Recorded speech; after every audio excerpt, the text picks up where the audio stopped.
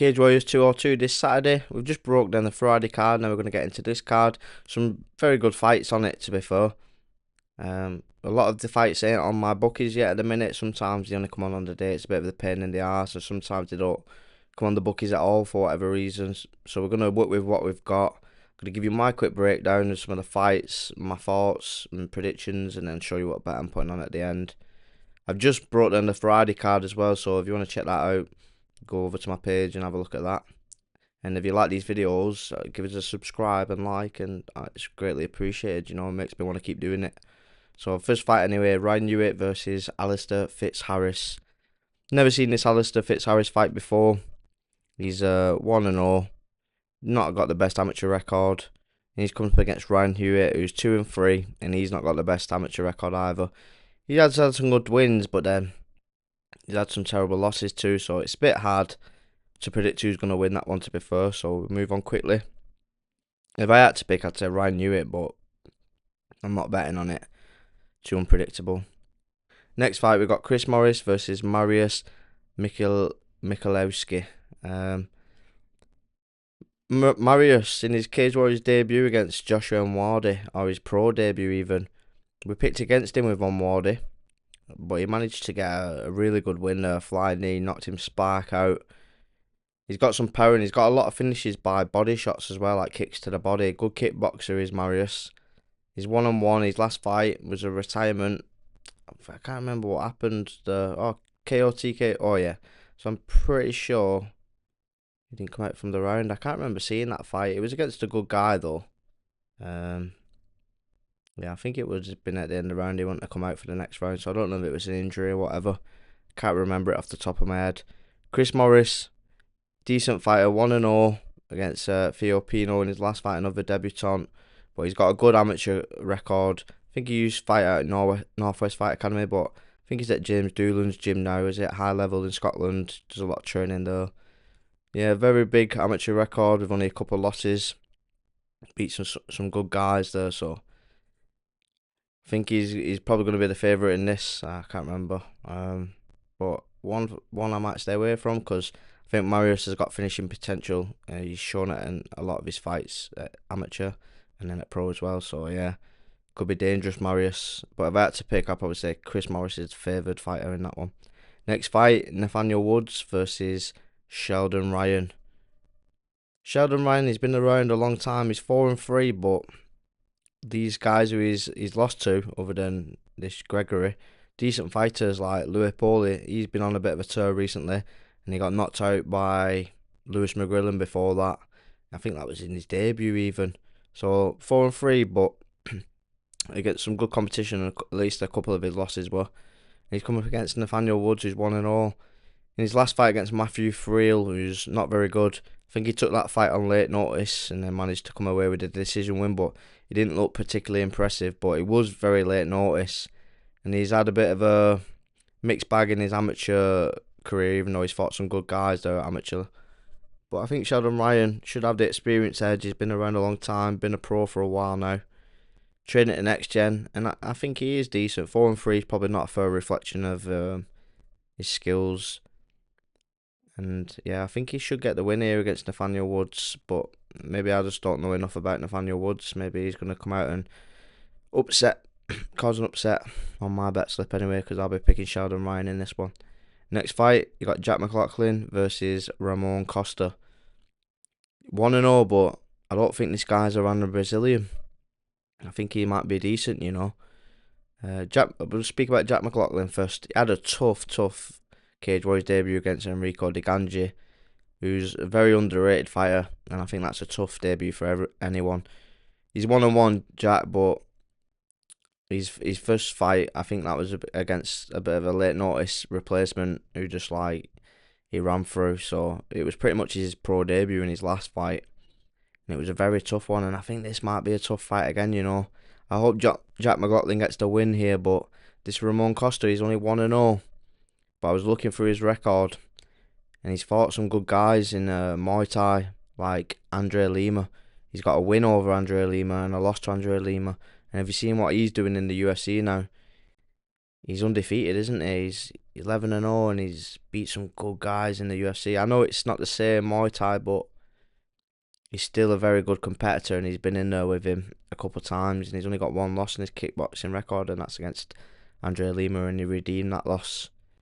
He's probably got a lot more MMA pedigree, I imagine, what's just not tracked on Topology over in Brazil, but I think he might end up being decent, and it's a tough fight. Jack McLaughlin is a decent striker as well, and he's got the ground to mix it up if he needs to. It's just like, how good is Ramon Costa? We don't know yet, so we're going to have to watch this fight. Hopefully Jack can get the win, but I won't be betting on it, unfortunately. Next fight, Joe Fields against Iago Silva. Joe Fields, we always back Joe Fields. He's a good prospect. He's coming against Silva, who's 9-3, and this is one of those random Brazilians where he's got a built-up record against nobodies, and any time he's fought someone he's good, he's lost to. So I imagine Joe Fields gets the win here. It's a bit mad, really, isn't it? Because I imagine the last guy who's Jack's fighting he's better than this Thiago Silva, even though he's got a bigger record. He's had a tough run, Jack. Hopefully he gets the win against a good opponent. I hope so for him. Next fight you got Joe Fields win that one. Next fight, Sam Kelly versus Pietro Machete. Sam Kelly, he's decent, 6-4, but he's had a few losses. Especially this one against Richard Callas. I expected him to win that, and he got caught in a guillotine. And then it was a scrap, that one he had against Giordano. That was one of the fights of that year, wasn't it? What a fight that was. It was a war. So he is good, Sam Kelly. But I think Machete is pretty good as well, 4-2. And his losses have been against good guys like Scott Harvey. So I think Machete's pretty good, and I can't see which ways this fight's going to go. Probably, if I had to pick, I'd pick Sam Kelly. But yeah, I think I could see him losing as well, so I'll probably leave that fight off, to be fair. Next fight, Connor Wilson versus Kiru Sahota. Connor Wilson, next gen, he's been struggling to get a fight, hasn't he, for a while. Had a few pullouts and people just turning in the fight. He's coming up against Kiru Sahota, who was on the way to winning Road to UFC, wasn't it, in the UFC? And I think he lost the finale, though.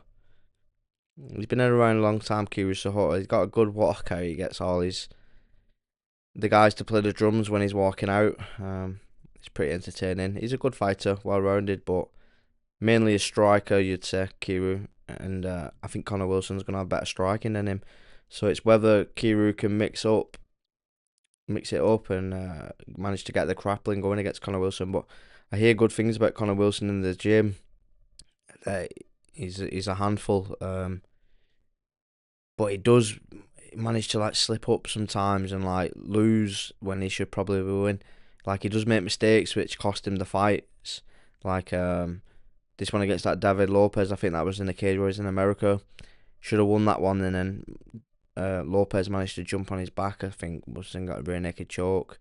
He finds himself in these positions where he kind of throws fights away a little bit. Not that he's trying to, but that he just makes mistakes what lead to him getting beat. Like this one against Andy Sanchez, I guess that was just unlucky. I remember that one, he just got one-bombed pretty much with an overhand.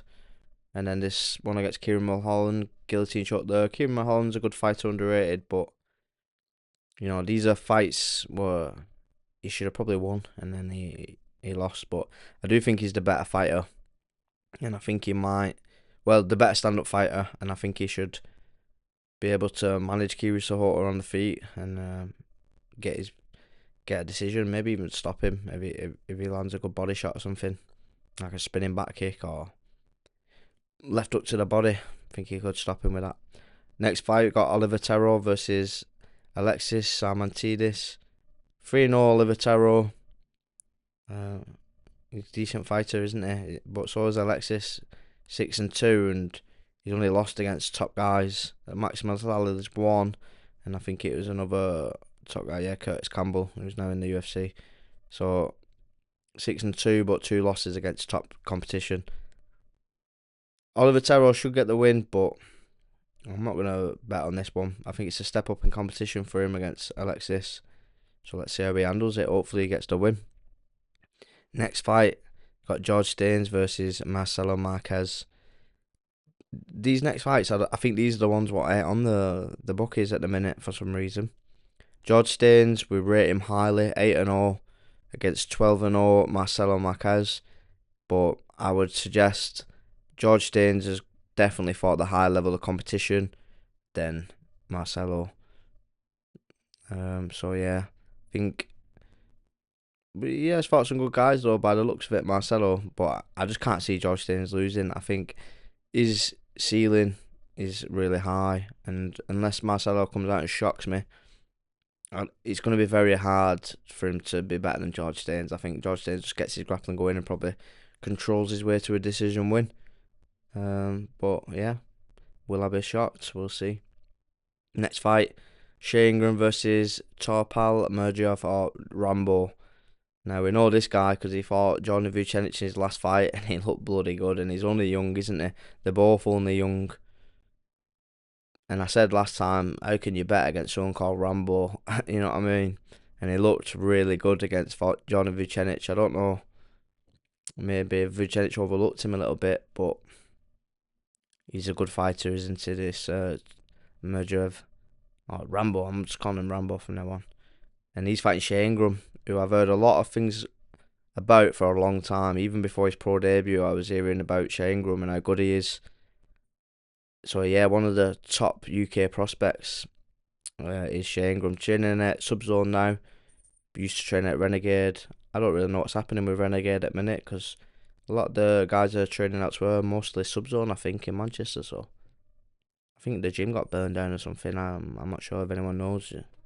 Let us know. But yeah, good fight this.